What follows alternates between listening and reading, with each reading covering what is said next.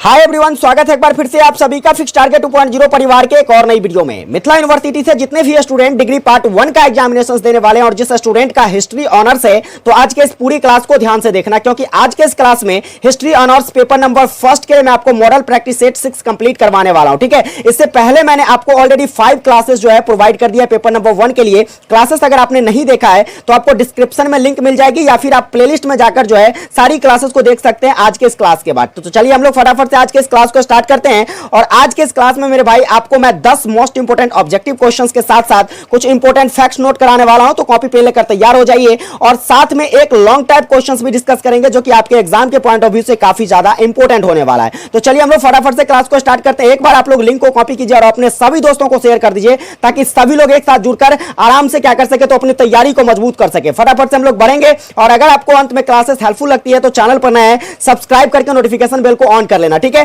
भाई साहब, देखिए पहला क्वेश्चन क्या कहता है। तो बात करें पहला क्वेश्चन की, तो क्वेश्चन कहता है कि प्राचीन भारत में पहला नगरीकरण कब हुआ था। बेहद ही इंपॉर्टेंट क्वेश्चन से स्टार लगाना और याद रखना। देखिए बात कर रहा है आपको कि प्राचीन भारत में जो है पहली बार नगरीकरण जो होता है यह कब होता है, तो आपको याद रखना यह सिंधु घाटी सभ्यता के काल में होता है। समय अवधि अगर आपसे पूछ लिया जाए तो आप क्या कहोगे, 3300 ईसा पूर्व से। क्या याद रखोगे, 3300 ईसा पूर्व से लेकर 1500 ईसा पूर्व के बीच में। ठीक है, 3300 ईसा पूर्व से 1500 ईसा पूर्व के बीच में जो है भारत में पहला नगरीकरण होता है। और देखिए बात कर ली जाए सिंधु घाटी सभ्यता की, तो बात कर ली जाए सिंधु घाटी सभ्यता की, तो इसका आरंभ काल कब से माना जाता है, तो सिंधु घाटी सभ्यता का जो आरंभ काल है यह 3300 ईसा पूर्व से माना जाता है। ठीक है, इतने सारे इंपॉर्टेंट फैक्ट आपको इस प्रश्न से संबंधित याद रखने हैं। चलिए बात करेंगे अब अगले क्वेश्चन पर। इसका स्क्रीनशॉट ले लीजिए या फिर कॉपी में अच्छे से नोट करके याद कर लेना। ठीक है, सेशन अगर अच्छे लगे तो अपने सभी दोस्तों को शेयर करके एक प्यारा सा लाइक करके कमेंट करके बताना कि आपको यह सेशन कैसी लगी। देखिए नेक्स्ट क्वेश्चंस पर बात करते हैं। तो अगला क्वेश्चंस में कह रहा है कि हड़प्पा कहां अवस्थित है। लगाना स्टार, और जितने इंपॉर्टेंट फैक्ट यहां पर नोट कराने वाला हूं, हर एक इंपॉर्टेंट फैक्ट आपके लिए इंपॉर्टेंट है।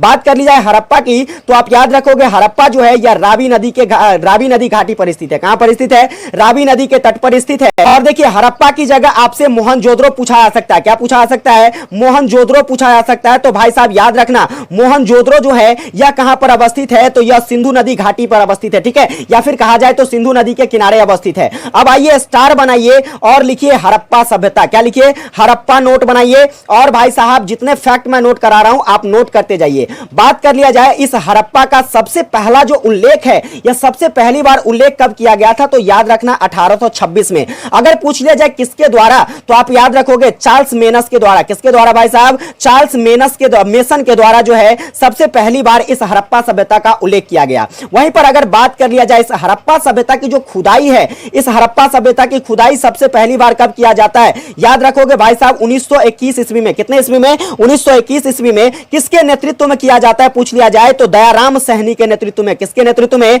दयाराम सहनी के नेतृत्व में जो है हड़प्पा सभ्यता की पहली खुदाई जो कब होती है, 1921 ईस्वी में किया जाता है। आगे बात करेंगे, यहां से कुछ अवशेष मिले। ठीक है, यहां से कुछ साक्ष्य मिले, जैसे कि बात कर लिया जाए आपसे पूछा जा सकता है कि अन्नागार का अवशेष। क्या पूछा जाए, अन्नागार का जो अवशेष है, अन्नागार का जो साक्ष्य है यह कहां से प्राप्त हुआ था, तो आप बताओगे सर हड़प्पा से प्राप्त हुआ था। जैसे कि आपसे पूछ लिया जाए, क्या पूछा जाएगा, देखिए पूछा जाएगा कि तांबे के पैमाने का साक्ष्य। क्या पूछा जाएगा, तांबे के पैमाने का साक्ष्य जो है यह कहां से प्राप्त होता है, तो भाई साहब आप बताओगे कि यह भी जो है हड़प्पा से प्राप्त होता है। आगे आपसे पूछ लिया जा सकता है कि गेहूं और जौ के दाने। क्या याद रखोगे, गेहूं और जौ के दाने का जो साक्ष्य है, गेहूं और जौ के दाने का जो साक्ष्य है यह कहां से मिला था, तो यह भी जो है हड़प्पा सभ्यता से मिला था। ठीक है, इतने सारे इंपॉर्टेंट फैक्ट आपको याद रखने हैं। आइए बात करते हैं, इसका स्क्रीनशॉट ले लीजिए। अगला क्वेश्चंस पर बढ़ते हैं। देखिए भाई साहब अगला नंबर क्वेश्चंस आपका क्या कहता है, तो आपका अगला नंबर क्वेश्चंस है, बहुत ही इंपॉर्टेंट क्वेश्चंस है, इसको अच्छे से ध्यान रखना। कहता है क्वेश्चंस कि ऋग्वेद की ऋचाओं को पढ़ने वाले को क्या कहा जाता है। चलिए भाई साहब आप सबसे पहले तो ये कमेंट करके बता दो, मैंने आपको पिछली क्लासेस में पढ़ाया है कि ऋग्वेद में कितनी ऋचाएं होती है। आप फटाफट से कमेंट करके बताइए कि ऋग्वेद में ऋचाओं की संख्या कितनी होती है। आइए बात करते हैं, क्वेश्चंस में कह रहा है कि ऋग्वेद में जो ऋचा पढ़ते हैं, ठीक है, ऋचाओं को पढ़ने वाले को क्या कहा जाता है, तो सिंपली याद रखोगे इसे होत्र कहा जाता है। क्या कहा जाता है, होत्र कहा जाता है। अब देखिए मैं यहां पर ऑप्शंस का कैसे पोस्टमार्टम करता हूं। अगर मैं बात कर लूं क्या, तो अगर मैं बात कर लूं अर्धवर्यु की, किसकी बात कर लूं, अर्धवर्यु की बात कर लूं, तो यह यजुर्वेद के पाठक को कहा जाता है। यजुर्वेद के पाठक को क्या कहा जाता है, तो नोट करना, यजुर्वेद वेद के पाठक को जो है अर्धवर्णीय कहा जाता है। वहीं पर अगर बात कर लिया जाए उद्रात्र की, किसकी बात कर लिया जाए, उद्रात्र की बात कर लिया जाए तो यह सामवेद के पाठक को, किसको, सामवेद के पाठक को क्या कहा जाता है, तो सामवेद के पाठक को भाई साहब उद्रात्र कहा जाता है। और देखिए एक चीज यहां पर क्या है, खिल, खिल किसको कहते हैं, तो देखिए ऋग्वेद के जो हस्तलिखित होते हैं, ठीक है, ऋग्वेद में जो भी चीजें हस्तलिखित है, ऋग्वेद में हस्तलिखित जितनी भी चीजें हैं हस्तलिखित, उसे क्या कहा जाता है, तो भाई साहब उसे खील कहा जाता है। क्या कहा जाता है, ऋग्वेद में जितने भी चीजें हस्तलिखित है उसे खील कहा जाता है। चलिए आगे बढ़ेंगे, अगला क्वेश्चन पर बात करते हैं। भाई साहब देखिए चौथा नंबर क्वेश्चन आपका क्या कहता है, क्वेश्चन है कि सामवेद निम्नलिखित में से किस लिए जाना जाता है। स्टार लगाइए, प्रश्नों पर छपने वाला प्रश्न है। बात करी जाए सामवेद की, किसकी बात करी जाए, सामवेद की, तो यह दूसरा वेद है, ठीक है। सबसे पहला वेद कौन सा भाई साहब, तो सबसे पहला वेद आपका ऋग्वेद, सबसे पहला वेद ऋग्वेद। दूसरे नंबर का वेद अगर पूछा जाए तो सामवेद, दूसरे नंबर का वेद सामवेद। अब आइए जानते हैं सामवेद जो है यह किससे संबंधित है, तो सामवेद में देखिए गीत संगीतों का वर्णन है। किसका वर्णन है, गीत संगीतों का वर्णन है। चलिए फटाफट से हमें कमेंट करके बताना सामवेद का जनक किसे कहा जाता है, सामवेद का जनक, या फिर कहा जाए तो सामवेद का रचयिता किसे कहा जाता है। चलिए बात करते हैं। देखिए अगर पूछ लिया जाए आपसे कर्मकांड के अंगों के लिए कौन सा वेद है, तो भाई साहब आप बड़ी आराम से बता सकते हो कि यजुर्वेद। क्या बता सकते हो, यजुर्वेद जो है भाई साहब आपका, यजुर्वेद जो है यह किससे संबंधित है, तो यह कर्मकांड के अंगों से संबंधित है। वहीं पर बात कर लिया जाए तंत्र मंत्रों से संबंधित कौन सा वेद है आपका, तो अथर्ववेद हो जाएगा। कौन सा वेद हो जाएगा, अथर्ववेद जो है, अथर्ववेद जो है आपका किससे, तो तंत्र मंत्र से संबंधित है, जादू टोना से संबंधित है। आगे बात करेंगे, देखिए इंद्र की स्तुति के लिए, तो इंद्र की स्तुति के लिए आपका जो है ऋग्वेद हो जाएगा। कौन सा वेद, ऋग्वेद। और ऋग्वेद में याद रखोगे, ऋग्वेद में आपको याद रखना है कि ऋग्वेद के 250वें सूक्त में, 250वें सूक्त में किसका वर्णन किया गया है, तो इंद्र की स्तुतियों का वर्णन किया गया है। आइए बात करते हैं अब अगले क्वेश्चन पर। देखिए अगला नंबर क्वेश्चन आपका क्या कहता है, क्वेश्चन है आपका कि मगध की राजधानी, मगध की पहली राजधानी थी। तो बात करी जाए मगध की पहली राजधानी, तो नोट करना भाई साहब, मगध की पहली राजधानी राजगिरी थी।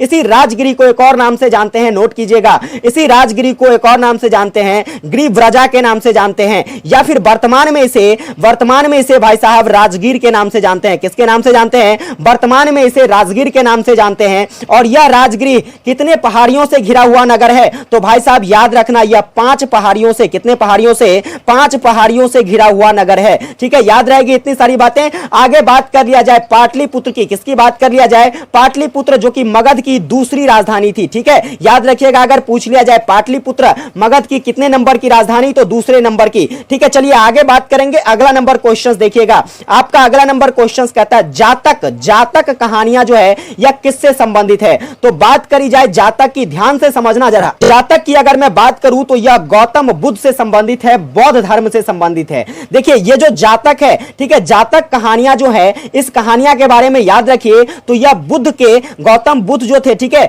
गौतम बुद्ध के पूर्व जन्म से संबंधित कथाएं हैं। किससे संबंधित है, पूर्व जन्म से। कहा जाता है कि गौतम बुद्ध जो थे यह अपने बुद्ध जन्म से, सिद्धार्थ के रूप में जब इसका जन्म हुआ था गौतम बुद्ध के रूप में, तो भाई साहब इससे पहले भी गौतम बुद्ध का बहुत सारा जन्म हो चुका था। इसी जन्म के बारे में जो है इस जातक कहानियों में बताया गया है। अगर आपसे पूछ लिया जाए जातक कहानी जो है इसे किस भाषा में लिखा गया था, यह प्रश्न इंपॉर्टेंट है आपके लिए। याद रखोगे जातक कहानियों को पाली भाषा में पहली बार लिखा गया। किस भाषा में, पाली भाषा में पहली बार लिखा गया। अगर फिर पूछ लिया जाए आपसे कि जातक में, ठीक है, जातक कहानियां जो है इसमें कितने कहानियों को एकत्रित किया गया है, तो नोट करना 550 कहानियों को, इसमें 550 कहानियों को जो है इसमें एकत्रित किया गया है। आगे बात करेंगे, अगला क्वेश्चन देखिएगा आपका। अगला क्वेश्चन स्टार लगाना प्रश्नों पर, मेगास्थनीज किसके दूत थे, तो बात कर लिया जाए मेगास्थनीज की, किसकी बात कर लिया जाए, मेगास्थनीज की। चलिए आप कमेंट करके बताइए, मैंने आपको पिछली कक्षाओं में बताया है कि मेगास्थनीज जो है यह कहां का यात्री था, मेगास्थनीज जो है यह कहां का यात्री था। आइए बात करते हैं इस प्रश्न पर। तो मेगास्थनीज की बात कर लिया जाए तो याद रखना यह सेल्यूकस प्रथम के दूत थे। क्या थे, सेल्यूकस प्रथम के दूत थे। और सेल्यूकस प्रथम ने जो है इसे कहां पर, तो मौर्य वंश के शासक चंद्रगुप्त मौर्य के दरबार में, किसके दरबार में, चंद्रगुप्त मौर्य के दरबार में पाटलिपुत्र में, कहां पर, पाटलिपुत्र में, पाटलिपुत्र में क्या किया, तो राजदूत बनाकर भेजा था। ये सारी बातें आपको याद रखनी है। आगे चलिए मेगास्थनीज की बात आई है तो एक इंपॉर्टेंट क्वेश्चन याद रखेंगे। इंडिका पुस्तक क्या याद रखोगे? इंडिका पुस्तक, इंडिका पुस्तक किसके द्वारा लिखा गया है? तो यह मेगास्थनीज के द्वारा लिखा गया है। और इसी पुस्तक को मौर्यकालीन भारत का क्या कहा जाता है? तो मौर्यकालीन भारत का लेख कहा जाता है। मौर्यकालीन भारत का क्या कहा जाता है? तो भाई साहब मौर्यकालीन भारत का लेख कहा जाता है। आगे बढ़ते हैं अगला क्वेश्चन। तो देखिए अगला नंबर क्वेश्चन में आपसे कह रहा है, अगला क्वेश्चन कहता है यूनानी प्रभाव था, क्या वह प्रभाव गंधार कला पर थी या अजंता कला पर या फिर एलोरा कला पर या फिर मथुरा कला पर? तो याद रखना, देखिए यूनानी प्रभाव जो था लगभग यह कहा जाए तो भारत के हर एक सांस्कृतिक पर, ठीक है, हर एक संस्कृति पर यूनानी प्रभाव पड़ा था। लेकिन मुख्य रूप से अगर मैं यहां पर बात करूं तो गंधार कला पर, कौन सी कला पर? गंधार कला पर जो है यूनानी प्रभाव देखने को मिला था। आगे बात करते हैं अगला क्वेश्चन, स्टार लगाना प्रश्न पर छप सकता है यह प्रश्न कि पुलकेशिन द्वितीय ने किसको हराया था? क्या वह अशोक को हराया था या फिर क्या वह कनिष्क प्रथम को हराया था या फिर समुद्रगुप्त को या फिर हर्षवर्धन को? तो याद रखेंगे भाई साहब पुलकेशिन द्वितीय के द्वारा जो है यह हर्षवर्धन को, किसको? हर्षवर्धन को हराया गया था 1618 ईस्वी में। कितने ईस्वी में? 1618 ईस्वी में पुलकेशिन द्वितीय ने हर्षवर्धन को हराया था। कहां पर? तो याद रखिएगा नर्मदा नदी के तट पर। किस नदी के तट पर? नर्मदा नदी के तट पर, ठीक है। आगे बात करेंगे अगला क्वेश्चन। तो देखिए अगला नंबर क्वेश्चन आपका जो कि ऑब्जेक्टिव क्वेश्चन में कहता है कि इसमें से कौन सा मंदिर जो है महमूद गजनबी, बड़ा ही खतरनाक शासक था भाई साहब, महमूद गजनबी के द्वारा लूटा गया? तो देखिए इसमें बात कर लिया जाए कौन सा मंदिर, क्या वह सोमनाथ मंदिर था, क्या वह विश्वनाथ मंदिर था, क्या वह दिलवारा मंदिर था या फिर कंदरिया महादेव मंदिर था? तो आपको याद रखना है महमूद गजनबी के द्वारा जो लूटा गया था वह किसे लूटा गया था? तो भाई साहब सोमनाथ मंदिर को लूटा गया था। और सबसे इंपॉर्टेंट फैक्ट तो यह याद रखना कि महमूद गजनबी ने इस सोमनाथ मंदिर पर 17 बार आक्रमण किया। कितने बार? 17 बार हमला किया, तब जाकर जो है इसको क्या किया? तो इन्होंने लूट कर यहां के सारे खजाने जो है यहां से लूट कर ले गया, ठीक है। अगर मैं बात कर लूं, ठीक है, अगर मैं बात कर लूं, आपसे पूछ लिया जा सकता है कि इस सोमनाथ मंदिर को जो है महमूद गजनबी के द्वारा कब लूटा गया? तो 1025 ईस्वी में। कितने ईस्वी में? 1025 ईस्वी में जो है इसे लूटा गया था। अगर मैं बात कर लूं इस सोमनाथ मंदिर की, तो यह सोमनाथ मंदिर भारत के किस राज्य में है? तो आप कहोगे सर गुजरात में है। अब गुजरात से याद आ गया कि बताइए जब यह सोमनाथ मंदिर को महमूद गजनबी के द्वारा लूटा गया तो सोमनाथ क्या कहते हैं, गुजरात का जो है, गुजरात का उस समय शासक कौन था? तो आप याद रखोगे गुजरात का उस समय शासक भीम, क्या कहते हैं, भीम प्रथम था। क्या था? भीम प्रथम जो है इस समय यहां के क्या थे? तो शासक थे। आगे बढ़ेंगे तो चलिए अब हम लोग यहां पर देखते हैं आज के इस क्लास में एक मोस्ट इंपोर्टेंट ऑब्जेक्ट, क्या कहते हैं, लॉन्ग टाइप क्वेश्चंस। भाई साहब एक most important long type questions है जो कि आपके पेपर में निश्चित छप सकती है। बात करेंगे, देखिए क्वेश्चंस क्या है? तो क्वेश्चंस कहता है महमूद गोरी के आक्रमण के कारण, स्वरूप और परिणामों की विवेचना करें। देखिए यहां पर मैंने आपको पहले ही बताया कि आप लोगों के जो है पढ़ाने के तौर तरीकों को थोड़ा सा मैंने बदलाव किया है कि एक प्रश्न अगर आप याद करते हो तो आपसे कई तरह के प्रश्न भी अगर पूछे जाएंगे। देखिए जैसे कि मैं यहां पर देख रहे हो, क्या देख रहे हो कि महमूद गोरी के आक्रमण के कारण और परिणामों का वर्णन करें। ये दो क्वेश्चंस तो आपने देख ही लिया। आपसे अनेकों तरह से जब क्वेश्चंस, इसी क्वेश्चंस को पूछा जा सकता है तो आप बड़ी आराम से आंसर कर सकते हो। जैसे कि क्वेश्चंस पूछ दे कि महमूद गोरी के भारत आक्रमण के क्या कारण थे, इसके क्या परिणाम निकल कर आए, उसकी विवेचना करें। या फिर भाई साहब कह सकता है कि महमूद गोरी के भारत विजय का विस्तृत चर्चा करें। ये चार तरह से एक ही क्वेश्चंस को पूछा गया है।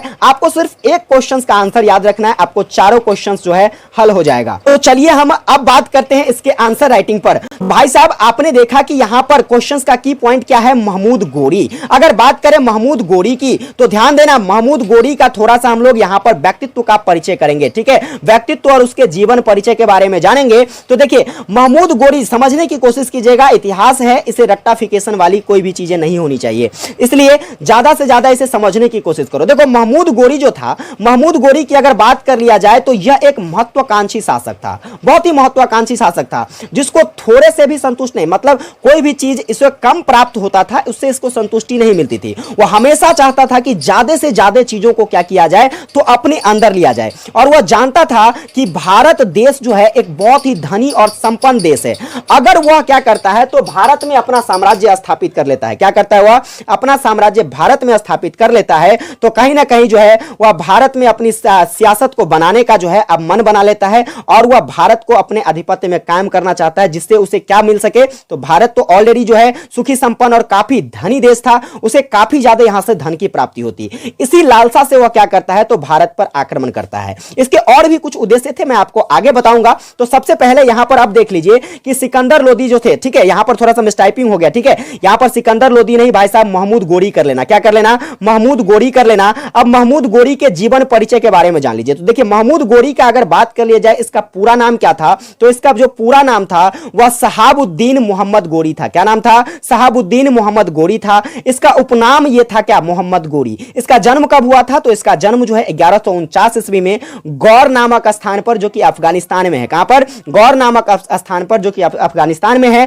वहां पर इसका जन्म हुआ था। इसके पिता का क्या नाम था? तो इसके पिता का नाम था बहालुद्दीन शाम प्रथम। याद रखिएगा, मोहम्मद गौरी के पिता का नाम क्या था? तो बहालुद्दीन शाम प्रथम। और इसकी शासन अवधि की बात कर लिया जाए तो इन्होंने 2 बार शासन किया, ठीक है, जैसे कि क्या, तो 1173 से लेकर 1202 तक और फिर 1202 से लेकर 1206 तक जो है यह एकल शासक बनकर रह गया, ठीक है। अगर बात कर ले इसके धर्म की, तो भाई साहब इसका धर्म जो था यह इस्लाम धर्म था, मुस्लिम थे। और इसका जो निधन होता है, इसका निधन कब होता है? 15 मार्च 1206 को इसका निधन हो जाता है। अब आइए बात करते हैं कि आखिर भारत पर इसके आक्रमण करने का उद्देश्य क्या था। आखिर इन्होंने भारत पर आक्रमण क्यों किया, इसके क्या कारण थे? तो देखिए मैंने आपको शुरुआत में ही बताया है कि गौरी जो था, मोहम्मद गौरी, यह बहुत ही महत्वाकांक्षी और धर्मांध शासक था। कहने का मतलब इसे काफी ज्यादा धन की लालसा थी। यह चाहता था कि हमारे पास पर्याप्त धन हो और इसी लेकर जो है भारत पर उसने आक्रमण का क्या किया, तो प्लान बनाया और उसने भारत पर आक्रमण किया। उसने क्या किया, तो सबसे पहले अपने साम्राज्य की सीमा को बढ़ाने के लिए भारत पर आक्रमण किया था। दूसरा, मुल्तान पर अपना क्या कहते हैं प्रभुत्व स्थापित करने के लिए इन्होंने क्या किया, तो भारत पर आक्रमण किया। भारत से यह क्या करना चाहता था, तो अतुल धनराशि प्राप्त करना चाहता था। मतलब काफी ज्यादा भारत, क्योंकि सुखी संपन्न राष्ट्र था, भारत में धनों की कमी नहीं थी, इसलिए इन्होंने जो है भारत से धन लूटने का प्लान बनाकर यहां से काफी ज्यादा धन लूटने के उद्देश्य से भारत पर क्या किया, आक्रमण किया। आगे भारत में इस्लाम धर्म का प्रचार करना तथा मूर्ति पूजा का विनाश करना भी इसका एक मुख्य कारण था, जिसके कारण यह क्या किया, तो भारत पर आक्रमण किया। आगे जो था कुछ और भी कारण और कुछ और भी उद्देश्य थे इसके, वह था मध्य एशिया में अपने शत्रु ख्वारिज्म के शासन का अंत करने के लिए इन्होंने क्या किया, तो सुदृढ़ भारतीय साम्राज्य की स्थापना करना शुरू कर दिया, ठीक है। आगे अगला उद्देश्य था महमूद गजनबी के अंतिम उत्तराधिकारी मालिक खुसरो को क्या करना, तो समाप्त करना, ठीक है। यह कुल उद्देश्य जो था, यह क्या कहते हैं मोहम्मद गौरी का भारत आक्रमण का मुख्य उद्देश्य था, मुख्य कारण था। अब बात करते हैं हम लोग कि मोहम्मद गौरी जो था, इसके आक्रमण का स्वरूप क्या क्या है, यानी कि इन्होंने जो है भारत पर आक्रमण किया तो इसे किन किन दौरों से गुजरना पड़ा। तो सबसे पहले देखिए मोहम्मद गौरी ने जो है भारत पर 1175 से लेकर 1205 ईस्वी तक इन्होंने क्या किया, तो काफी ज्यादा आक्रमण किया, अनेकों अनेकों जगहों पर आक्रमण किया, जिसमें सबसे पहला था क्या, मुल्तान एवं कच्छ पर इसकी विजय। बात कर लेते हैं मुल्तान एवं कच्छ की, तो ध्यान दीजिएगा, देखो 1175 ईस्वी में जो है मोहम्मद गौरी ने क्या किया, तो मुल्तान पर आक्रमण किया। याद रखिएगा मोहम्मद गौरी के द्वारा मुल्तान पर कब आक्रमण किया गया, तो 1175 ईस्वी में। और फिर उसने क्या किया, तो भाग्य के भरोसे जो है, भाग्य के धनी होने के कारण जो है उसे बड़ी सरलता से मुल्तान पर क्या मिल गया, तो विजय मिल गया, उन्होंने मुल्तान पर अधिकार कर लिया। इसके बाद जस्ट एक साल बाद क्या करता है, 1176 ईस्वी में उन्होंने कच्छ के दुर्ग पर भी क्या किया, इन्होंने आक्रमण कर दिया। और आक्रमण से उन्होंने क्या किया, तो आक्रमण उसने कच्छ के भट्टी राजा की रानी के पास जो है इन्होंने एक संदेश भेजा। देखो यहां पर इन्होंने बड़ी चाल खेली थी और वह चाल क्या था, जरा ध्यान रखिएगा। देखिए इसको मुल्तान पर तो बड़ी आराम से, मुल्तान पर तो इसे बड़ी आराम से विजय मिल गई, ठीक है, इन्होंने मुल्तान को अपने अधिकार में बड़ी आराम से कर लिया। लेकिन इसने कच्छ को अपने क्या कहते हैं अपने अंदर करने के लिए, कच्छ पर विजय प्राप्त करने के लिए इन्होंने एक चाल रचा और कच्छ के जो भट्टी राजा थे उसके पत्नी को इन्होंने क्या किया, एक मैसेज भेजा, यानी कि संदेश भेजा और उसके पत्नी को कहा कि अगर वह इस युद्ध में मेरा समर्थन करती है, मेरा साथ देती है, तो वह उसको क्या करेगी, रानी बना लेगी, अपनी पटनारी बना लेगी, ठीक है। अब देखो इस प्रलोभन में वह क्या करती है, कच्छ की भट्टी राजा की जो रानी थी वह क्या करती है, तो यह किसका साथ दे देती है, मोहम्मद गौरी का साथ देती है और वह अपने पति से विश्वासघात कर लेती है। इसका फायदा उठाकर जो है मोहम्मद गौरी क्या करता है, तो मोहम्मद गौरी जो है उसको क्या करता है, परास्त कर देता है। समझ गए। अब बात है कि उन्होंने तो ये युद्ध तो जीत लिया। अब यहां पर देखिए क्या कहते हैं मोहम्मद गौरी की एक और रणनीति, यहां पर ध्यान दीजिएगा। देखो उन्होंने कच्छ पर विजय तो प्राप्त कर लिया, वहां के राजाओं को तो जीत लिया इसने, लेकिन जैसे ही ये जीत जाता है तो भाई साहब देखिए बहुत ही कहावत सही है कि अगर आप किसी के साथ धोखा करते हो तो आपके साथ भी धोखा हो सकता है। और वहां की जो रानी थी, ठीक है, वहां की रानी जिसे प्रलोभन दिया गया था गौरी के द्वारा कि कि मैं तुमको क्या करूंगा, रानी बना लूंगा। भाई साहब अब उसके साथ विश्वासघात किसने किया, मोहम्मद गौरी ने, और उसे क्या किया तो धोखा दे दिया, ठीक है, और उसको क्या किया तो उसको बंदी बना लिया, ठीक है। और बंदी बनाने के बाद क्या किया तो बंदी बनाने के जस्ट बाद जो है उसके ही बेटी से क्या किया तो मोहम्मद गौरी ने क्या किया, विवाह कर लिया, ठीक है। ये चीजें आपको याद होगी। अब आगे बात करेंगे। अब दूसरा देखना, जो दूसरा आक्रमण था इनका वो कहां था तो गुजरात की आबू पर्वत, और इसके बाद है क्या कहते हैं अनहिलवाड़ा पर आक्रमण। गुजरात देखो यहां पर इन्हें मुंह की खानी पड़ी थी, ठीक है। यहां इन दोनों जगहों पर जो है इन्हें काफी ज्यादा क्या कहते हैं परेशानियों का सामना करना पड़ा और पराजित भी हो गए थे। बात कर लीजिए गुजरात के आबू पर्वत की, तो गुजरात में जो है उस समय यहां का जो शासक था, यहां का जो राजा था वह कौन था, मूलराज था। और जब 1178 ईस्वी में जो है 1178 ईस्वी में गौरी के द्वारा जब यहां पर आक्रमण किया गया, तो यहां पर आक्रमण के दौरान जो है गौरी को क्या करना पड़ा तो हार का सामना करना पड़ा, पराजय हो गए। इसके बाद जैसे यहां से पराजय हो जाता है, मूलराज से प्राप्त हार के बाद जो है इन्होंने क्या किया तो इन्होंने अब क्या कहते हैं अहिलवाड़ा पर आक्रमण करना शुरू कर दिया। अब अनिलवाड़ा की बात कर लिया जाए तो यहां इस समय शासक कौन थे, भीमदेव थे। अब भीमदेव भी बहुत ही साहसी शासक था, बहुत ही वीर शासक था। उसने भी क्या किया तो महमूद गौरी की वीरता पूर्वक उसका सामना किया, और सामना करने के बाद जो है यहां भी क्या किया तो अहिलवाड़ा क्या कहते हैं अनिलवाड़ा में भी क्या किया तो गौरी को हार का सामना करना पड़ा, और गौरी वहां भी हार जाता है, ठीक है। और वह अपने देश से क्या करता है, अब भारत से मोहम्मद गौरी को क्या करता है भगा देता है। और भगाने के बाद ही उन्होंने क्या किया तो बहुत सारे ऐसे सैनिक थे गौरी के जिसको क्या किया तो क्या कहते हैं भीमदेव ने अपने बंदी बना लिया, ठीक है। अपने अंदर जो है क्या कहते हैं उस पर क्या कहते हैं उसको कैदी बनाकर रख लिया, उसको कैद करके रख लिया। आगे बात करेंगे तीसरा है वह कि पेशावर तथा पंजाब पर विजय। अब देखो यहां पर हार के बाद इन्होंने दम नहीं तोड़ा, ठीक है। इन्होंने बिल्कुल भी एकदम डटकर सामना किया, क्योंकि इसे भारत पर आक्रमण करना था, भारत से इसे धन लूट कर ले जाना था। हार मिली, लेकिन फिर इसने क्या किया तो फिर इसने आक्रमण किया। अब इसकी बार जो आक्रमण है वह कहां पर तो पेशेवर और पंजाब में किया। गुजरात में पराजित होने के बाद 1180 ईस्वी में मोहम्मद गौरी ने क्या किया तो पेशावर पर आक्रमण किया। पेशावर पर जहां पर उसे सफलता मिल गई और पेशावर पर उसने अपना अधिकार कर लिया।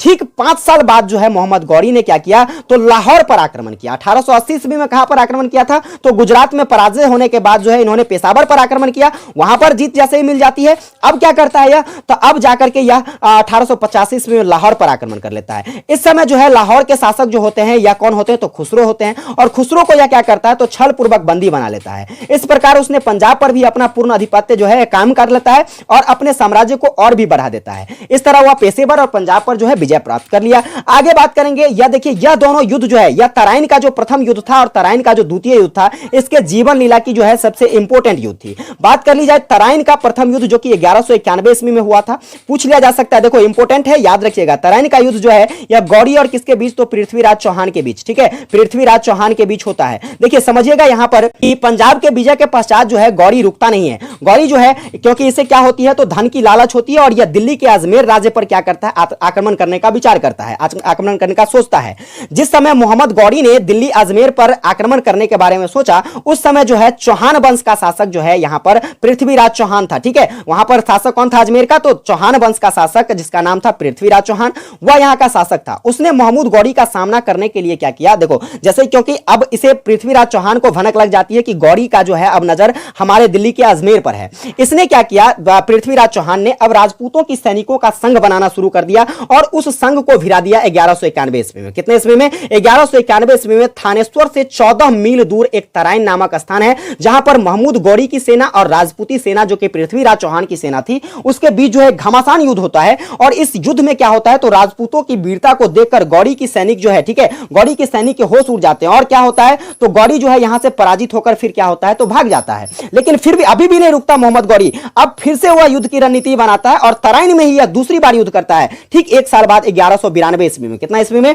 1192 ईस्वी में, इस बार जो है इसने पूरी तैयारी के साथ युद्ध लड़ा और 1192 ईस्वी में इन्होंने 1 लाख से अधिक योद्धाओं के साथ पुनः तराइन के युद्ध में तराइन के मैदान में उतर गया और पृथ्वीराज चौहान के साथ इन्होंने काफी बलपूर्वक युद्ध किया, ठीक है। और युद्ध के दौरान क्या होता है तो राजपूतों की जो सेना थी जो कि पृथ्वीराज चौहान की सेना थी उसे क्या किया तो उसे हरा देता है। और हराने के बाद जो है इन्होंने क्या किया तो मोहम्मद गौरी ने यहां जैसे ही विजय प्राप्त करता है तो इसका जो है भारत में कहा जाए तो एक तरीके से भाग्य बदल जाता है, ठीक है। इस युद्ध के परिणाम से भारत के भाग्य जो है बदल जाते हैं और भारत में एक नवीन विदेशी मुस्लिम शासक की साम्राज्य जो है यह स्थापित हो जाती है। अब देखना यहां पर इस तरीके से जो है भारत पर क्या किया मोहम्मद गौरी ने अपना आधिपत्य कायम कर लिया, क्योंकि दिल्ली जब जीत लिया गया तो इसका आधिपत्य अब कहां हो गया, तो भारत पर हो गया। अब बात कर लिया जाए कि इसके परिणाम क्या क्या निकल कर आते हैं। गौरी ने जो आक्रमण किया भारत पर, इसका परिणाम क्या क्या आया, तो परिणाम यह आया कि दिल्ली और अजमेर पर जो है मोहम्मद गौरी का अधिकार हो गया। दूसरा परिणाम यह आया कि उत्तर भारत पर पहली बार किसी मुसलमान शासक ने अपनी सत्ता को कायम करी, जो कि क्या कहा जाए तो यह संपूर्ण विस्तृत भारत में क्या हो गया, तो फैल गया। बात कर लिया जाए कि भारत को आक्रमण से क्या हुआ, तो काफी ज्यादा धन की, क्योंकि वह धन के लोभ से ही आया था और जैसे ही यह अपना आधिपत्य कायम कर लेता है, यह काफी ज्यादा धन लूटकर यहां से ले जाता है, तो भारत को क्या होता है, तो अपार धन की हानि हो जाती है। इसके बाद पृथ्वीराज चौहान को भी इसने क्या किया, तो मृत्युदंड दे देता है। ठीक है, आगे बात करें तो इसका परिणाम और भी निकल कर आता है कि भारत में किसी भी शासक में मोहम्मद गौरी से टकराने की बिल्कुल भी साहस नहीं होती थी, क्योंकि इसके पास सेना भी काफी ज्यादा था और क्या था, तो यह काफी एकदम साहसी शासक था। ठीक है, तो इस तरीके से जो है यह कुल परिणाम निकल कर आता है किसके, तो मोहम्मद गौरी के भारत आक्रमण का। तो कुल मिलाकर यह संपूर्ण जानकारी जो थी आपके इस प्रश्न से संबंधित थी। अगर यह जानकारी आपको हेल्पफुल लगती है तो आपको बस एक छोटा सा काम करना है, चैनल को, अपने इस परिवार को ज्यादा से ज्यादा सपोर्ट करना है। चैनल पर नए हैं तो सब्सक्राइब कर लेना, नोटिफिकेशन बेल को ऑन कर लेना हर एक क्लासेस के लिए। वीडियो को एक प्यारा सा लाइक करके, एक प्यारा सा कमेंट करके बताना कि आपको क्लासेस कैसी लगी। अगर ये क्लासेस आपको हेल्पफुल लगती है तो चैनल पर नए हैं, सब्सक्राइब जरूर कर लेना। ठीक है, विशेष मिलेंगे आप लोगों के साथ अगली क्लास में, तब तक के लिए जय हिंद, वंदे मातरम।